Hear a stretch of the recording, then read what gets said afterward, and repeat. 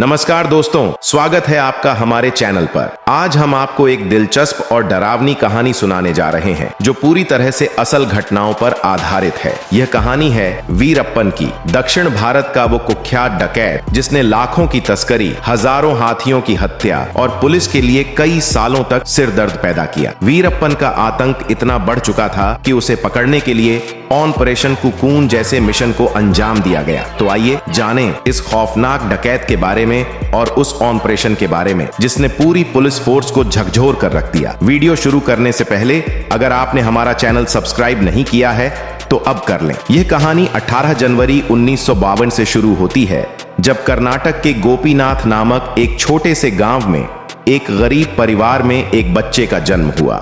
यह गांव कर्नाटक और तमिलनाडु के बॉर्डर पर स्थित था।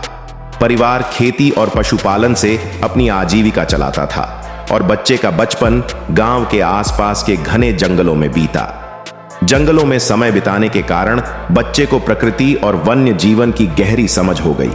वह जल्द ही हथियार चलाना और शिकार करना सीख गया। जानवरों का शिकार उसके लिए सिर्फ शौक नहीं रहा, बल्कि जीवन का हिस्सा बन गया।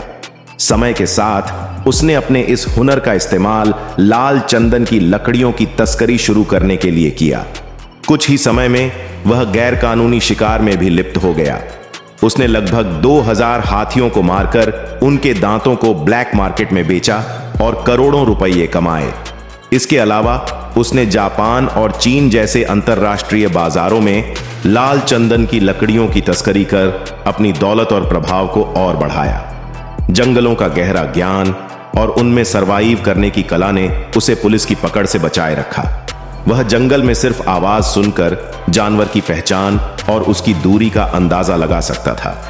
पुलिस के लिए चुनौती कर्नाटक, तमिलनाडु और केरल के जंगलों में चल रहे इस अपराध को रोकने के लिए पुलिस लगातार प्रयास कर रही थी, लेकिन 30 साल तक की कोशिशों के बावजूद वह उसे पकड़ने में नाकाम रही।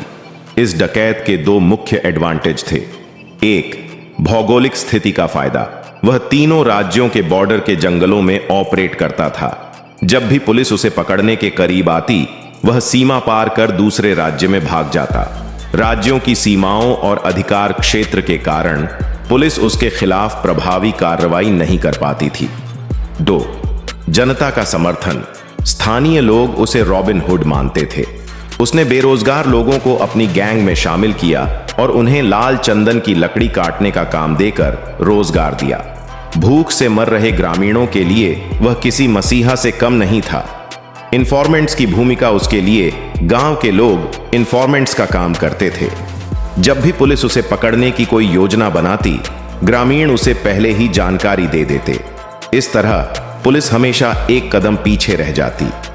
यह कहानी सिर्फ एक डकैत की नहीं, बल्कि जंगल, गरीबी, राजनीति और कानून के बीच की जटिल कड़ी की भी है। अगले हिस्से में जानेंगे कि कैसे इस डकैत का प्रभाव बढ़ता गया और पुलिस के सामने यह चुनौती और भी गंभीर हो गई। जैसे जैसे पुलिस और फॉरेस्ट ऑफिसर्स ने इस डकैत को घेरने के प्रयास तेज किए, यह धीरे धीरे एक सामान्य स्मगलर से खतरनाक डकैत में बदलता गया। इसके द्वारा किए गए अपराधों ने उसकी दहशत को और बढ़ा दिया। 1984, 1991, 1993, 2000 और 2002 में इसने अपने क्राइम्स से पुलिस को हैरान कर दिया। पुलिस ने इसके सिर पर जिंदा या मुर्दा पकड़वाने के लिए 4 करोड़ का इनाम घोषित किया। 1984 में इसने एक डिनर पार्टी आयोजित की और आसपास के सभी लोकल डकैतों को आमंत्रित किया। डिनर के बाद यह उन्हें मीठी सुपारी देता, जो उसके गैंग के लिए एक ग्रीन सिग्नल था। इस घटना के बाद इसने सभी लोकल गुंडों को नष्ट कर दिया और खुद को मजबूत किया। 1991 में इसने पुलिस अधिकारी पी श्रीनिवास को खुली चुनौती दी। श्रीनिवास ने इसका चैलेंज स्वीकार किया और जंगल में इसे पकड़ने के लिए गए, लेकिन डकैत ने धोखाधड़ी से उनका सिर धड़ से अलग कर दिया और उनकी हत्या कर दी। इस घटना ने उसकी क्रूरता को और भी बढ़ा दिया। 1983 में इस डकैत ने फिर से एक बड़ी चुनौती दी, इस बार पुलिस अधिकारी रमो गोपाल कृष्णन को। उन्होंने अपनी टीम के साथ इस डकैत को पकड़ने के लिए एक लोकेशन पर जाने का निर्णय लिया, जो पार्लर ब्रिज के पास था। 22 पुलिस अधिकारियों के साथ रमो गोपाल कृष्णन उस स्थान की ओर बढ़े और पीछे पुलिस की जीप में रमो गोपाल कृष्णन अपने 2 साथियों के साथ आगे बढ़ रहे थे। हालांकि पुलिस को जो लोकेशन दी गई थी वहां डकैत और उसके साथी छुपे हुए थे। पुलिस की वैन जैसे ही पार्लर ब्रिज पर चढ़ने वाली थी, इस डकैत ने लैंडमाइन लगा रखा था। जैसे ही वैन ने ब्रिज पर कदम रखा, ब्लास्ट कर दिया गया, जिसे पार्लर ब्लास्ट के नाम से जाना जाता है। इस ब्लास्ट में रमोगोपाल कृष्णन भी गंभीर रूप से घायल हो गए और उनका पैरालाइज होना तय हो गया। यह 1993 का पहला बड़ा कांड था। इसके बाद 1993 में ही डकैत ने फिर से अपना आतंक फैलाया। 2 नवंबर को उसे अपने इलाके के एक गांव में 8 चरवाहों पर शक हुआ कि वे पुलिस के इन्फॉर्मेंट्स हो सकते हैं। इस डकैत ने उन 8 को मार डाला। यह दूसरा कांड था और पुलिस के लिए स्थिति और भी खतरनाक होती जा रही थी। 2000 में डकैत ने एक और चौंकाने वाली घटना को अंजाम दिया। कन्नड़ फिल्म इंडस्ट्री के मशहूर अभिनेता पुनीत राजकुमार के पिता डॉ राजकुमार को इस डकैत ने उनके घर में घुसकर किडनैप कर लिया।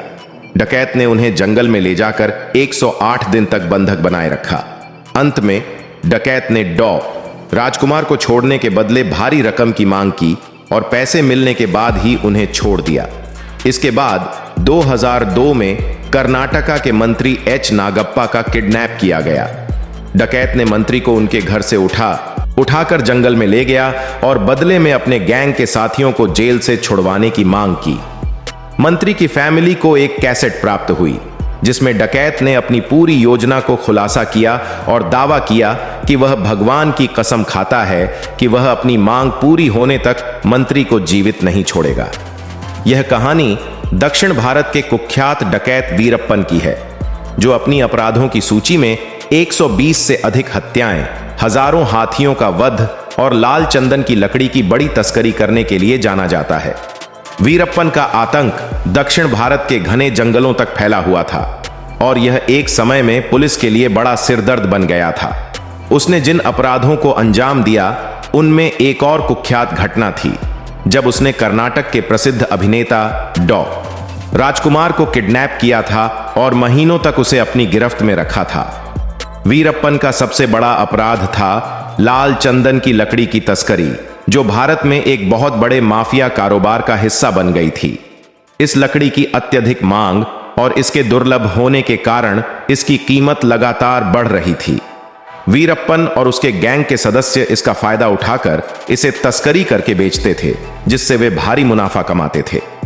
तमिलनाडु की मुख्यमंत्री जयललिता पर जब राजनीतिक और सामाजिक दबाव बढ़ने लगा कि इस खतरनाक डकैत को आखिरकार कैसे पकड़ा जाए, तो उन्होंने एक विशेष टास्क फोर्स STF का गठन किया, जिसका उद्देश्य केवल एक था, वीरप्पन को जिंदा या मुर्दा पकड़ना।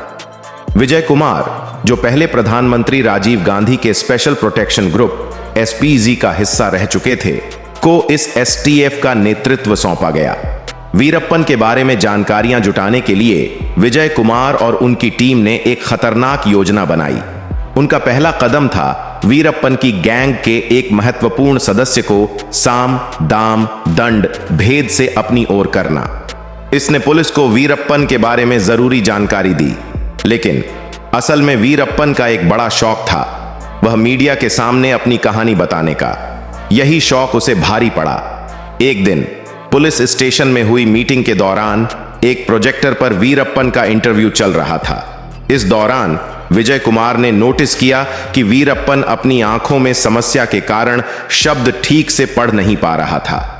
विजय कुमार को यह जानकारी मिल गई कि वीरप्पन की आंखों की कमजोरी को एक चतुराई से इस्तेमाल किया जा सकता है। उन्होंने योजना बनाई कि वीरप्पन को शहर में इलाज के लिए लाया जाए ताकि उसे जंगल से बाहर लाकर पकड़ने का मौका मिल सके। इसी सोच के तहत विजय कुमार और उनकी टीम ने ऑपरेशन कुकून की योजना बनाई।